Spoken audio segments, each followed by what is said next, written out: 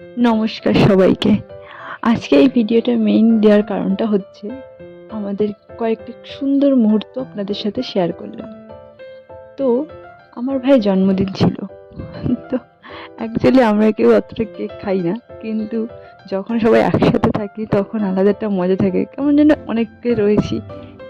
সেই টাইমটায় আমরা ছোট্ট একটা কেক নিয়ে মনে হচ্ছে এ খেয়ে নেবে, ও খেয়ে নেবে। আর যাই হোক সবাই মিলে থাকলে যেটা হয়, আর আমরা সবাই খুব মজা করলাম। তো ভাইয়ের জন্মদিন ছিল, তো সবাই ভাবছিল কোথায় যাওয়া যায়।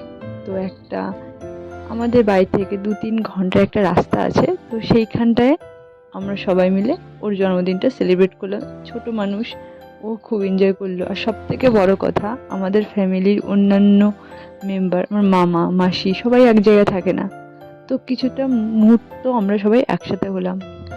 আমার মা খুব এনজয় করেছিল মনে মনে, খুব খুশিও ছিল।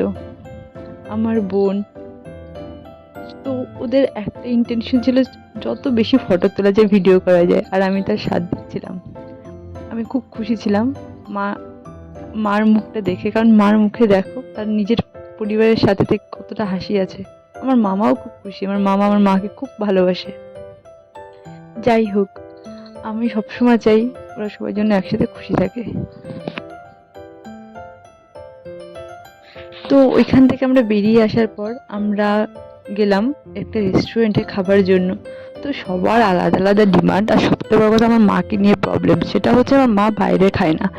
এখন আমরা সবাই খাবো, উনি সারাটা দিন না খাওয়া, আর কিছু না খেলে হয়? তাও জোর জবরদস্তি করে ওনাকে বললাম তুমি খাও।